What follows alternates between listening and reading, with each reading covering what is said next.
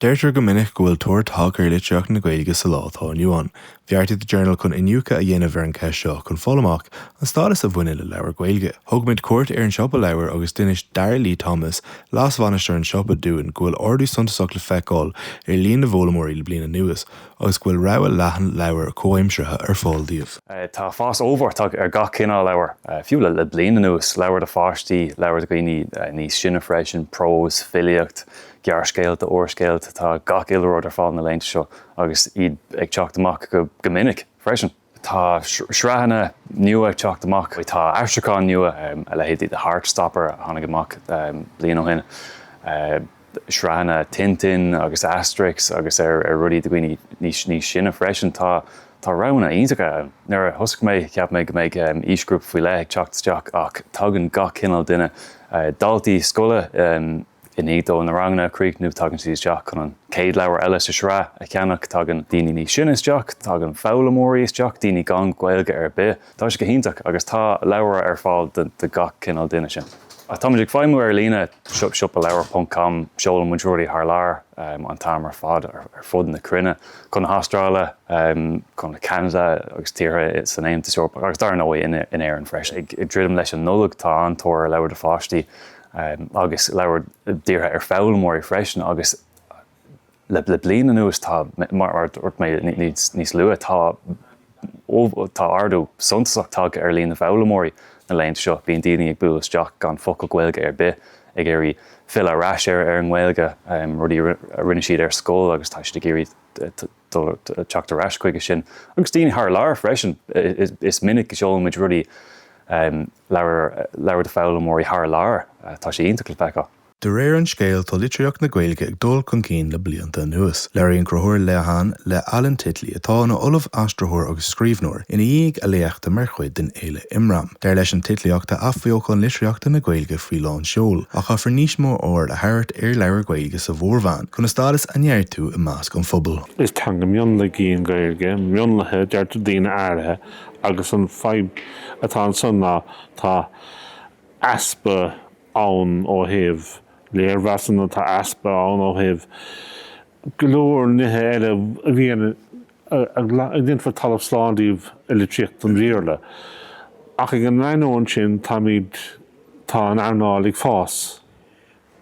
A chalíonn tá dúshlán san Ja, ceann an feiban a bhainean leis an Gaeilge leis na leabhar tá teacht amach ná féin sé dóthain poblíochta. Agus mar sóil doing díirtar leabhartha de bhar na poblíochta aon siad. Tá bhí sin má dhéantar agalah le scríbhneoir, má bhín scanal ón barheolar scríbhneoir, má dhéanann scríbhneoir rud éigean thá caiiliúil nó mar sin dó, agus má há sé ar an telefís agus an radio agus má tá na léirmheasan ar an leabhar, ceannítar na leabhar sin, agus sin iad na leabhar go mbíonn an téal a bhartha. Agus tá an de bhíomhántáiste ag an Gaeilge nach mar sin atá mar níantar léirmheasanna dentar léirmheasanna leabhar Gaeilge ins na hirisí Gaeilge ceart go leor ach ní hé gachain a léana na hirisí Gaeilge. Sa iras an daine bhfuil Gaeilge bhacha, Gaeilge den scóga agus í chuinóidíos ar leabhar Gaeilge iris Ghaeilge a léamh. Tá bhí sin táimse táhaint agus daine tá gur cheart go mbeadh léirmheas ar na leabhar Gaeilge in Ghaeilge nua méarla ar na mór bhein sin Ross an Irish Times an Examiner ar an Journal agus in áitar behamons an ar an radio ar an telefís agus tá meach sin álaigh is álaigh go meach is ag a daine gur an leabhar am agus nuair a bhí sa caiint an sá tamlaú na luigh me mar hampla an leabhar lig sin gathúla brenn dá na hair. Bhí sé sin ina bestseller agus bhí sin ina bestseller teis go raibh aine ag brenn dá airfrán dá na hair, teis go raibh an leabhar go maith agus teis go bhfuair sé faoile poblíochta, má dálóch sé sin bheoch ceannachar na leabhar a bhaid níos mó ná mar tá fé láthir. Gan áras ag an am gur a brand an ó heir scríb beidir ná raibh an uirt san leabhar Gaeilge teacht amach ag an am sin is a táis.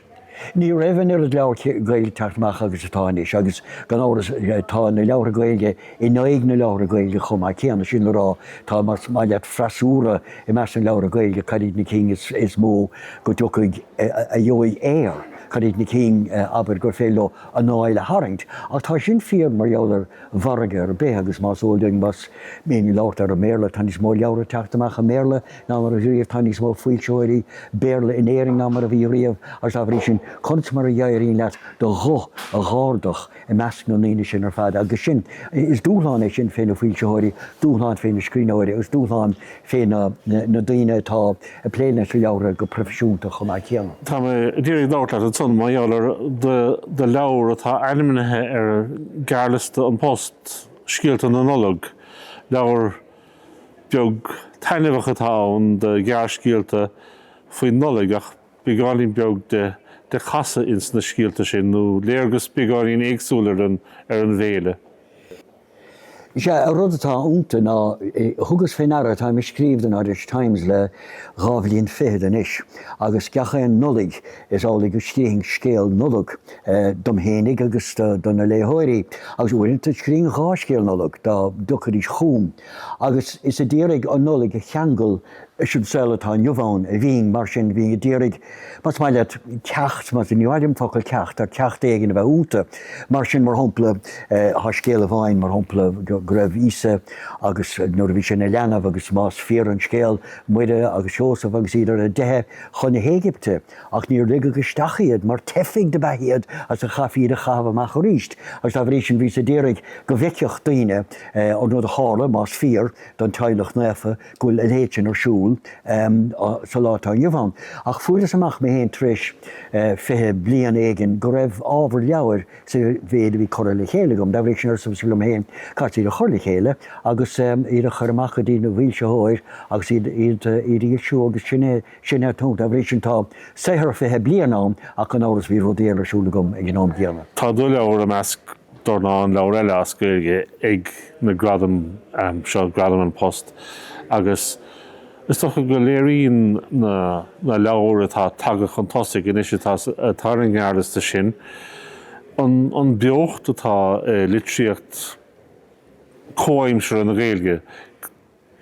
Fiochann sé tá cuma maithar cuasaí. Tá anna chud leabhar a teacht amach agus anna chud leabhar maithe. De réidir tá ómud leabhar maithe teacht amach. Is cuineam sa an trá tá tríanna go leor le go cuineam an támúr bhéadfá geacha aon leabhar Ghaeilge a hanig amach lé. Sin rud abaid bhí club leabharán agus bhí beidir cuid leabhar sin agus létha na leabhar sin ag an ómsan agus beidir gur dornáin leabhar eile chomáile sin. Ach inis tá cuid nó sé cín de chólachtaí faoi se hóireachtáin iad go léir go má há slachtúntachara tá leabharad an scoirteacht amach agus is deachar cimead suas le fiú tá mar amach éad le déanamhagad ach bheith léna leabhar Gaeilge béad íhall cimead suas le, dá bhrí sin solim gofuil an scéal anachláin túil agus tá sé mar sin le roinntmhad a bhliantad. Seolach tionscadmh nua álach dearbhanam an leabharlann áilteach ag oireachtas na hena im lína. Cuir an tionscadmh seo aitheantas a chumní deáteangacha agus tacaíocht freachtaúil ar fáil do leabharlanna i mBaile Átha Cliath. Leabhar John Burke, leabharlannaí i Lárleabharlann Bhaile Átha Cliath,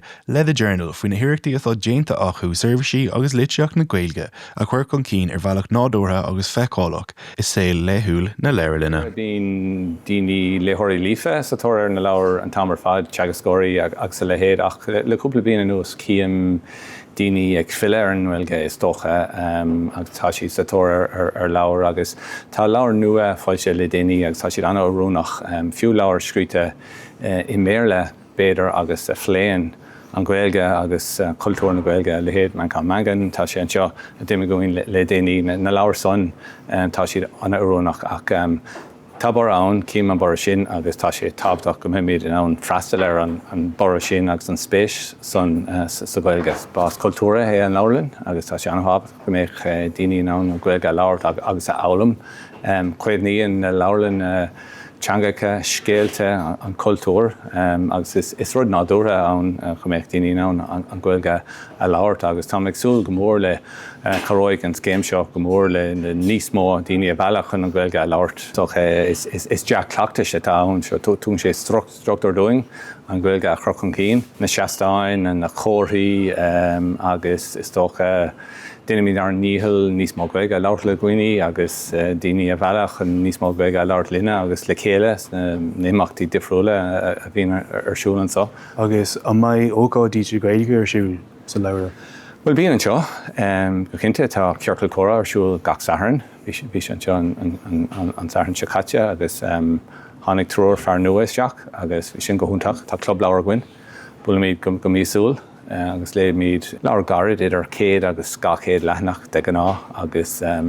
fáilte ribh léthirí an tamar fad má spéise géine leabhar Gaeilge a léamh